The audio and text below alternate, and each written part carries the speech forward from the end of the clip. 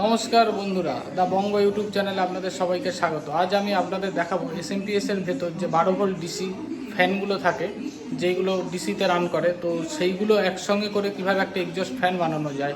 তো সেটা দিয়ে কত পরিমাণে হাই কোয়ালিটিতে ধোঁয়া বাইরে বের করে রান্নাঘরের জমা ধোঁয়া, তো সেটাই আপনারা দেখতে থাকবেন এই ভিডিওতে।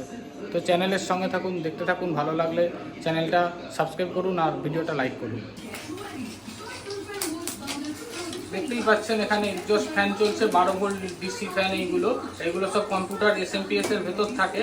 এই দেখতেই পাচ্ছেন আপনারা, এখান থেকে যে ধোঁয়াটা উঠছে পুরো টেনে নিচ্ছে এখান থেকে।